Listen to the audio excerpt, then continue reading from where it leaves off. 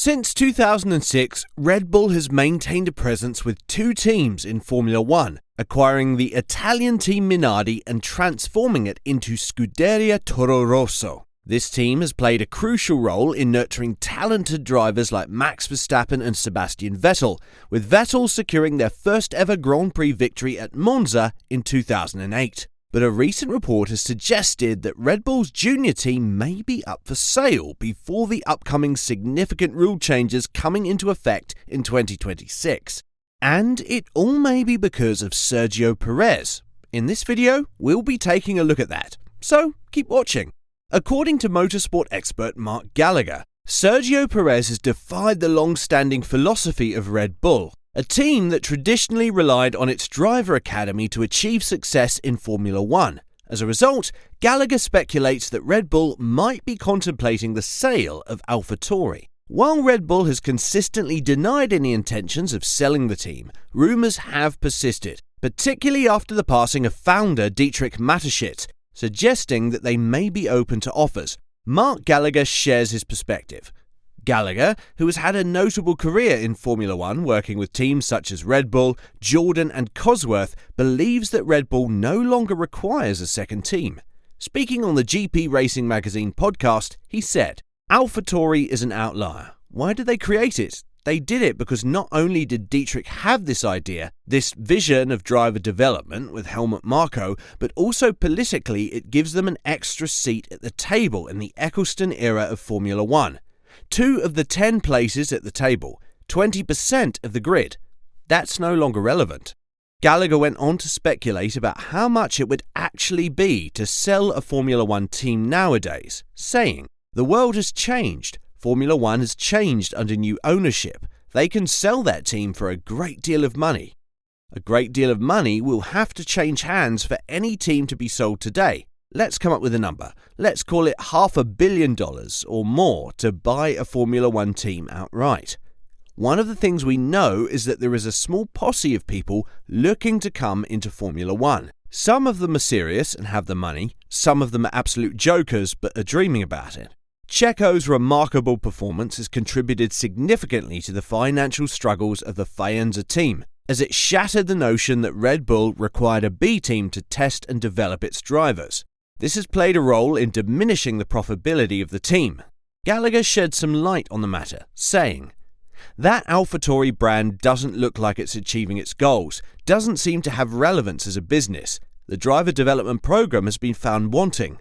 There is no better example of that than the fact that they signed Sergio Perez and, as it happens, he is the perfect number 2 for Max in the team in many respects." Checo is proof of the failure of Red Bull's driver academy because when they tried with youngsters like Pierre Gasly or Alexander Albon, they were unable to stand out. I personally will be surprised if that team belongs to Red Bull by the time the 2026 era of regulations start. I think it'll have been moved on by then. Despite leading Red Bull to their first Constructors' title victory since 2013, Sergio Perez and Max Verstappen face a tumultuous year as teammates in 2022. Sergio Perez and Max Verstappen faced a tumultuous year as teammates in 2022. The issues between them began during the Monaco Grand Prix when Perez's late-session crash disrupted his teammate's final qualifying attempt. This incident set off a chain reaction of events that continued to impact their relationship and performance throughout the entire season.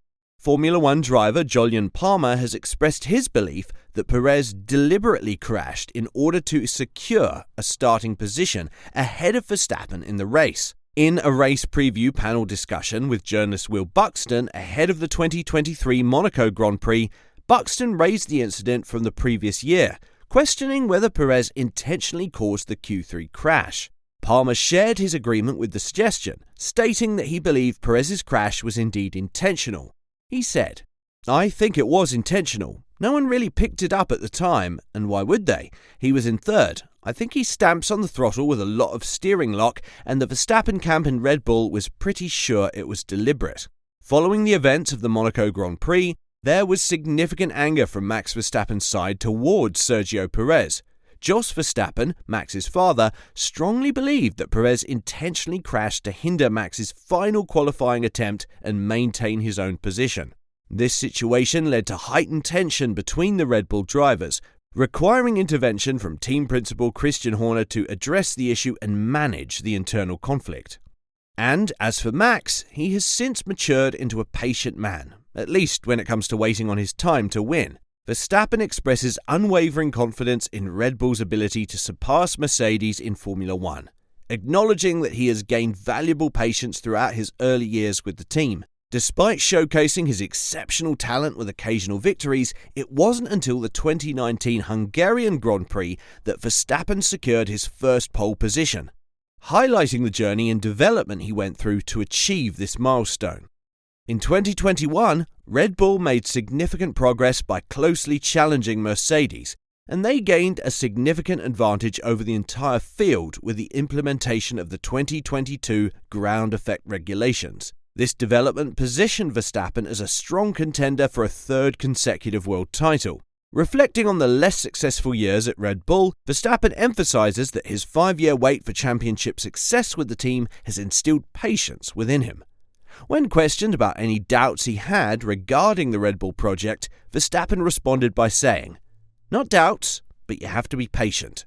I think I learned a lot of patience over the years, but I also believed in the project because of how I saw people working and how motivated they were to really get back on top. You cannot force it and just say, we were the third best team at some point and say we need to win now. It's a process, and then you get a few people in maybe different positions. You get a good group together. Verstappen clarified that after Red Bull resolved their engine challenges with Renault, he began sensing that the team was moving towards a positive direction. This realization stemmed from the improved performance of Honda as they started developing more powerful power units for Red Bull. He stated that, at some point, it just clicked from one to the other year. You really made a jump forward. Of course, afterwards, it is easy to say, yeah, I saw it coming, blah, blah. You don't know, but I did trust the process we were in, because I did feel that we were heading into something. We had a few years with engine deals falling apart, and then it was just a bit of a struggle. Sometimes we had quite a decent package, but then lacked a bit of top speed. And that made it all very hard to really show the true potential. And then when Honda came along, it was a bit of a work in progress. But then after a year, I think we already became very competitive, and it was just great to see.